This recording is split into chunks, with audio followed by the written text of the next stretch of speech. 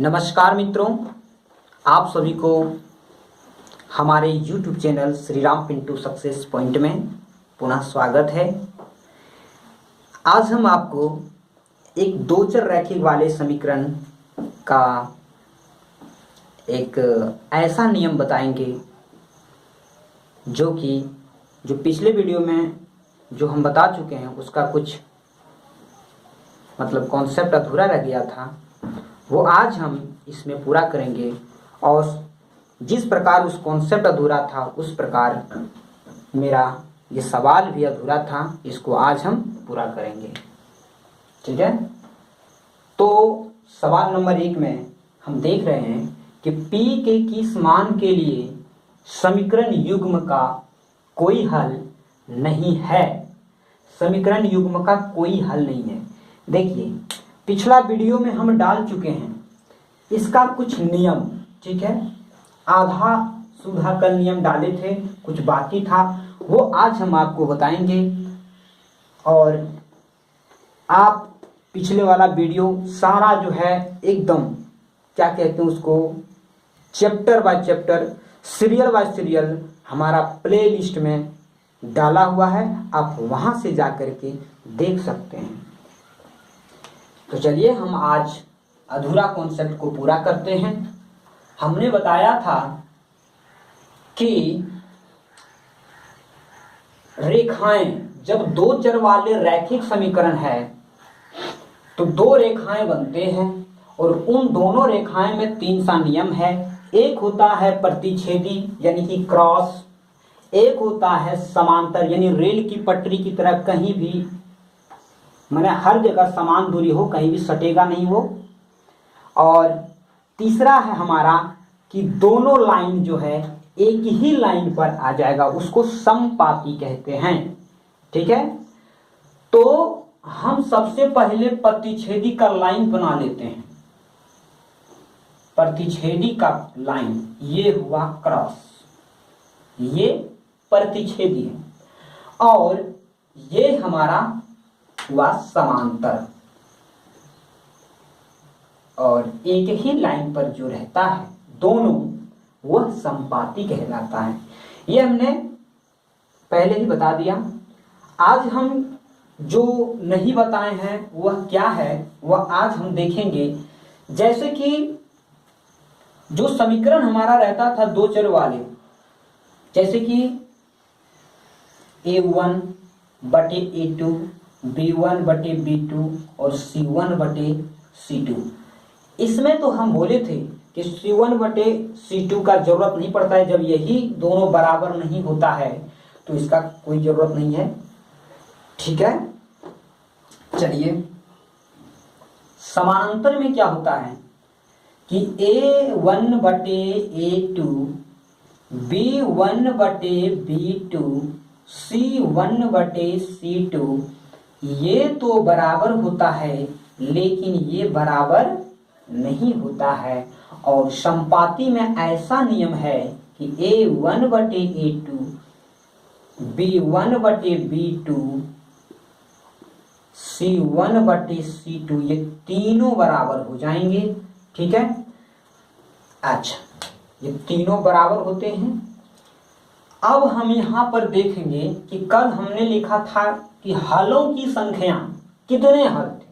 ठीक है, लेकिन आज वो सवाल हम पहले बना चुके हैं, लेकिन आज इनमें से एक भी सवाल ऐसा नहीं है कि कितने हल थे। लेकिन हाँ, ऐसा बोला गया है कि समीकरण युग्म हो, समीकरण का कोई हल ना हो, समीकरण अद्वितीय हल हो या अनगिनत हल हो, तो ऐसा भी हमारे पास आया है। तो हम उसको लिख लेते हैं फिर से। इसमें एक और केवल एक हल होता था, एक और केवल एक हल। इसको अद्वितीय यानी द्वितीय नहीं, अद्वितीय, दूसरा होगा ही नहीं तो अद्वितीय हो जाएगा। अद्वितीय हल, इसी को कहते हैं अद्वितीय हल, इसको कहेंगे। ठीक है, इसको हम बोलेंगे कोई हल नहीं, कोई हल नहीं।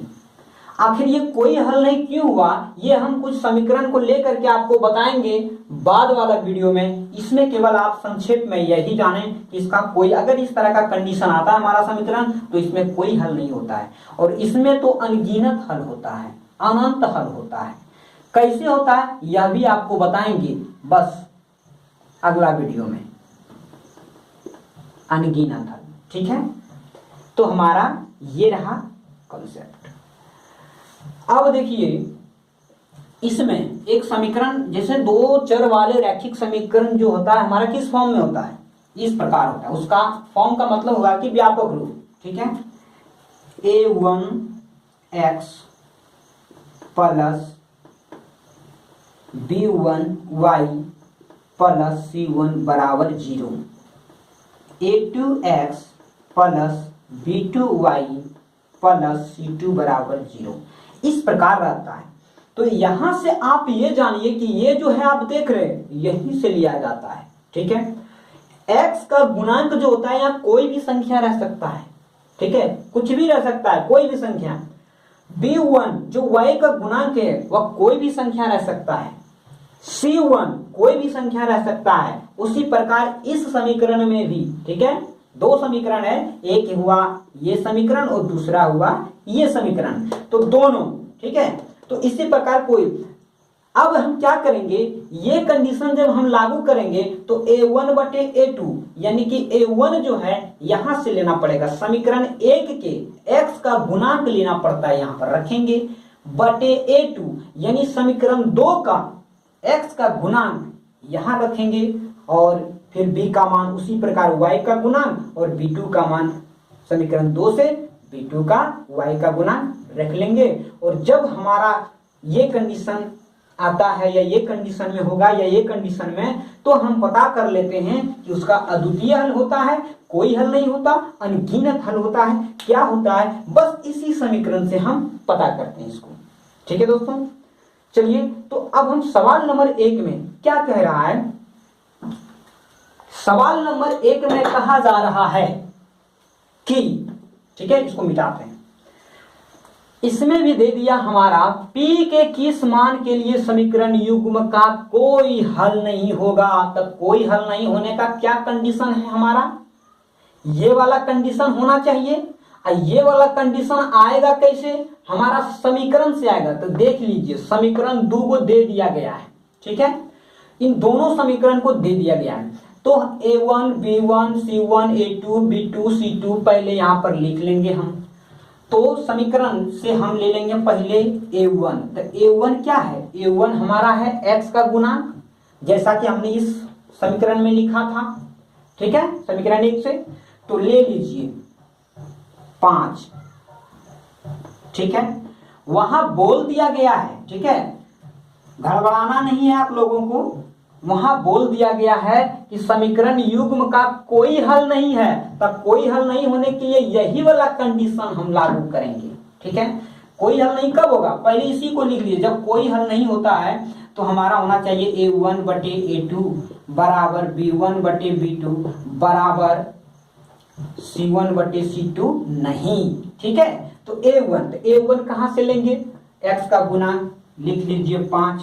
a2 कहां से लेंगे, समीकरण दूसरा का x का गुणांक 1 है, ले लिए। अब b1 हमारा p का गुणांक है, y का गुणांक है, जो हमारा p है, और यही पूछा है, तो हम यहाँ लिख लेंगे p। अब b2 समीकरण 2 का y का गुणांक होता है, यह लेंगे 2 बराबर नहीं c, तो c हमारा है 7, ले लिए हम y, और c2 हमारा है -3, यहां ले लिए हम -3।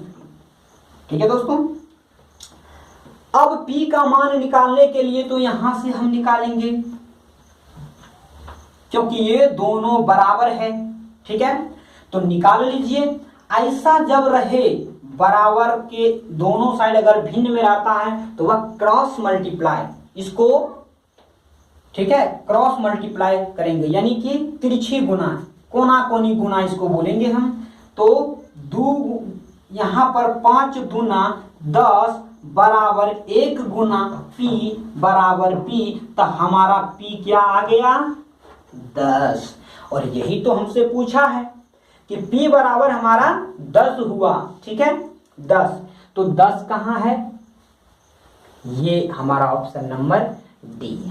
ठीक है दोस्तों, आपको इतना लिखने का जरूरत नहीं है, ये हमारा सब्जेक्टिव नहीं बल्कि ऑब्जेक्टिव है। तो हम क्या करेंगे, हम जानते हैं कि यही कंडीशन होगा, हम फटाफट यहां से लिख लेंगे क्या, 5/1 बराबर p/2, और यहीं से बना देंगे, ये p हुआ तो ये गुना होगा तो हो जाएगा ये p, और ये गुना होगा तो 5 गुना 10, फटाक से हम 10 मारेंगे। इतना जल्दबाजी, ये तो हम आपको जैसे समझाने के लिए बताए थे कि होता है कैसे, ठीक है। चलिए तो दोस्तों हम इसको मिटा के अब अगला सवाल पर हम चलेंगे।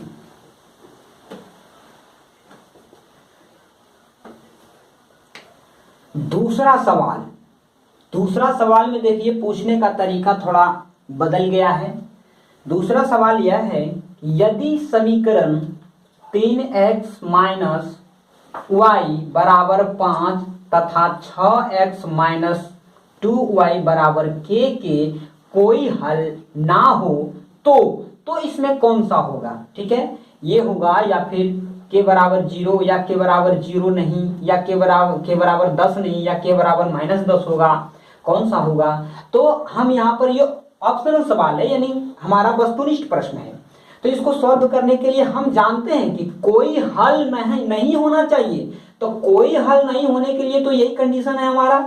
तो हम सबसे पहले क्या कंडीशन है, a1/a2 हम जानते हैं, यहां से कर लेंगे 3/6 बराबर b1, तो -1 होगा, क्योंकि y जो है ना ये देखिए y के साथ कुछ नहीं है तो गुणांक में 1 रहता है, ठीक है। तो लेकिन 1 है, लेकिन ये माइनस में 1 है, तो -1 और बटे b2, तो b2 समीकरण 2 से ले लेंगे -2, अब बराबर नहीं होगा। ये देखिए 5 जो है बराबर के उधर है, तो इधर आएगा तो -5 होगा, और उधरो रहेगा तो कोई दिक्कत नहीं है, लेकिन फिर भी एक इधर आ जाए, जैसे के अगर इधर आ गया और 5 उधर चला गया समीकरण 1 से, और समीकरण 2 में के इधर आ गया तब दिक्कत है। लेकिन इस तरह से हम सरिया के लिख लेंगे,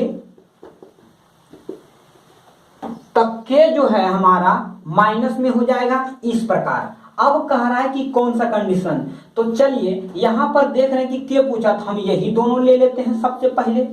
ये दोनों लेने के बाद होता क्या है, यहां से देखिए कि के माइनस माइनस ऊपर नीचे पहले काट देंगे, तो के बराबर इधर चला गया के, और 5 दूना चला गया 10, और बीच में तो बराबर नहीं, यानी के बराबर -10 ये हमारा नहीं होगा। तो किस ऑप्शन में है, सी में। देखें किस प्रकार से हम इसको जल्दबाजी में सॉल्व कर लिए, ठीक है। अब सवाल नंबर 3 को बनाएंगे हम। सवाल नंबर 3, ठीक है, 3x प्लस के वाई बराबर 0 तथा 2x प्लस 5y बराबर 20 के अद्वितीय हल होने के लिए के का मान। इसमें देखिए यहां पर आप इसको समझना पड़ेगा, समीकरण युग्म कोई हल नहीं, इसमें भी था कोई हल ना हो, इसमें आ गया अद्वितीय हल, ठीक है दोस्तों।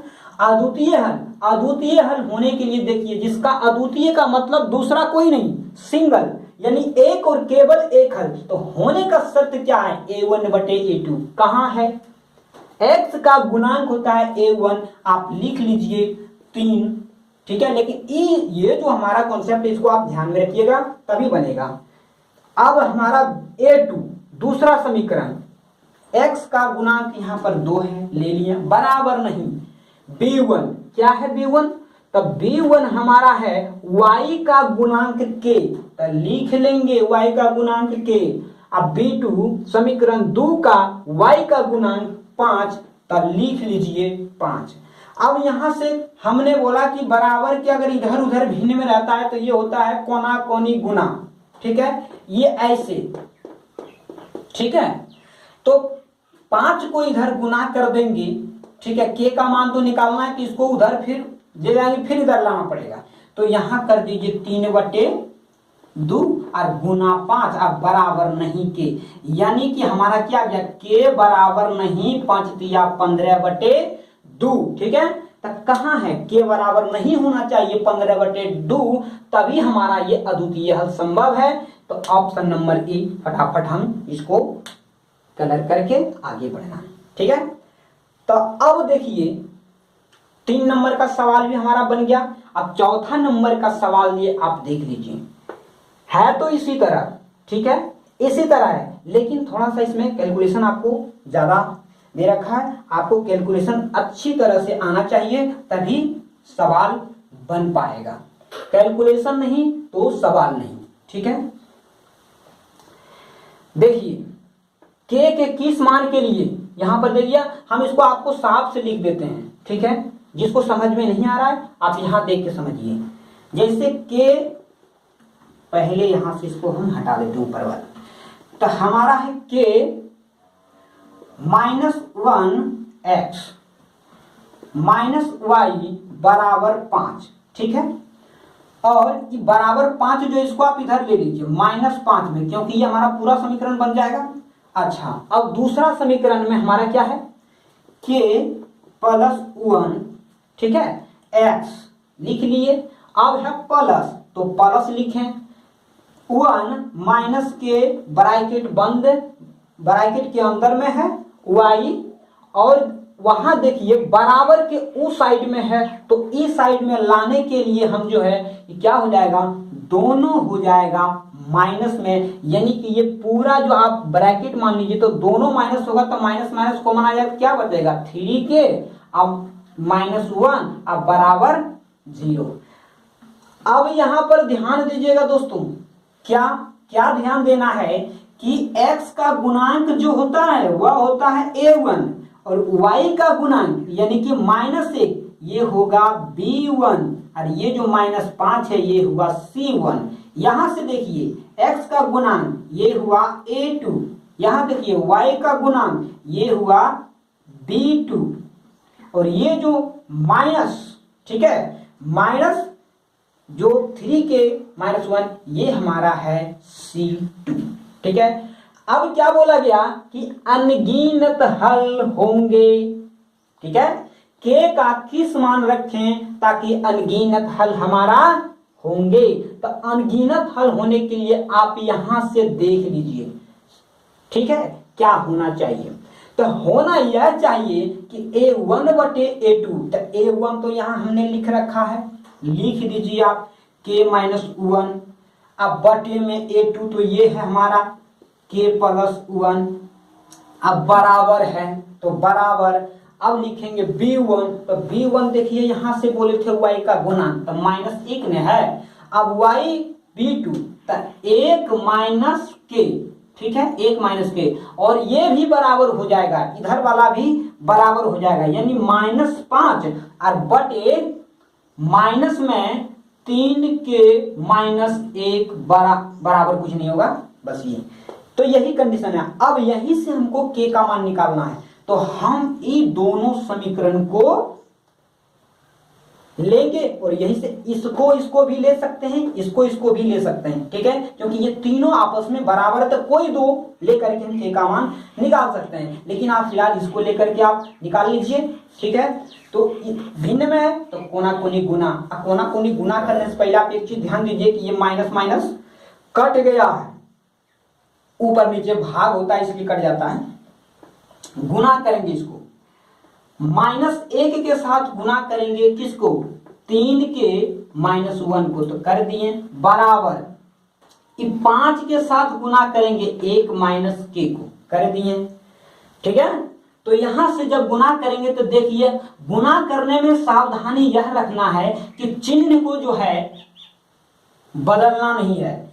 अब यहाँ ये देखिए, ये चिन्ह का ध्यान रखना है, क्यों, क्योंकि चिन्ह अगर गड़बड़ हुआ तो यहाँ हमारा आंसर गड़बड़ हो जाएगा। माइनस प्लस गुना करेंगे होगा माइनस, 1 × 3, 3 और k है तो k, माइनस गुना माइनस हो गया प्लस। ठीक है, माइनस गुना माइनस हम लोग यहां लिख लेते हैं, शायद दिखाई नहीं पड़ रहा होगा, माइनस गुना प्लस, ठीक है, हो गया हमारा -3k, माइनस गुना माइनस हो गया प्लस, 1 गुना 1 1। अब यहाँ देखिए बराबर किधर है, 5 एकम 5 और प्लस माइनस माइनस 5 के, ठीक है। अब के वाले को एक साइड कर लो और संख्या वाले को एक साइड कर लो। -3 के, अब माइनस में है तो इधर 5 के हो जाएगा प्लस, इधर 5 उधर गया तो -1, क्योंकि प्लस माइनस में बदलता है और माइनस प्लस में। तो यहां से हम जब इसको 5 के में से ऋण वाला 3 के ले रहा है तो धन में बच रहा है हमारा 2 के। यहाँ पर देखिए 5 है धन और ऋण है 1, तो ऋण वाले को दे दिया, फिर भी 4 बचा। अब देखिए यहाँ के का मान 4/2 हमारा कट गया, आया 2। बताया समझ में कि नहीं आया, कि कुछ प्रॉब्लम हो सकता है, ठीक है। ऑप्शन में तो हमारा 2 भी है, लेकिन दोस्तों हमारा आंसर 2 नहीं, ठीक है। यानी कि आना चाहिए था ये 3, ये 2 कहाँ पर आया, गड़बड़ी को ढूंढेंगे। तो हम देख रहे हैं कि पहले के -1, तो के -1, ठीक है। अब बटे में के +1, तब के +1, ठीक है। -1 तो -1, अब 1 - के तो B2 वाला यहाँ से हो जाएगा 1 - के, यह भी ठीक है। और 5 यहाँ से आ गया हमारा 5, माइनस में आया था जो काटे थे, ठीक है। अब यहाँ से हम देख रहे हैं कि ये इधर लाए थे तो ये पूरा हो गया था माइनस में, सॉरी यहाँ देखिए प्लस है और हमने यहाँ लिख दिया माइनस, यही पर गड़बड़ी हो गया था, ठीक है, यही गड़बड़ हो गया था। चलिए तो अब यहाँ हमारा प्लस हो जाएगा,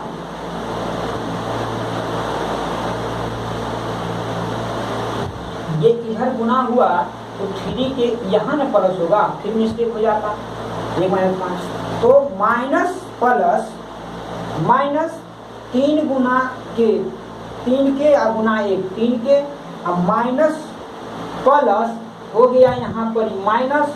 अब यहाँ देख रहे हैं बराबर में 5 एकम 5, प्लस माइनस माइनस 5 गुना के 5 के, ठीक है, माइनस प्लस यहाँ तो कर दिए थे, हो गया।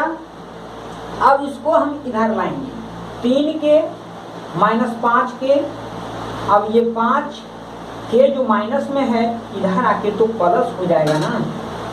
अब यहाँ पर हमारा 6 आया, तो 6 जब आया तो 6/2 और काटेंगे इसको 3, तो हमारा ये ऑप्शन सही होगा, ठीक है, ये वाला। इस प्रकार से हम इस सवाल को बनाएंगे। धन्यवाद, आप सभी को मेरा धन्यवाद। ठीक है, हम अगले वीडियो में मिलेंगे।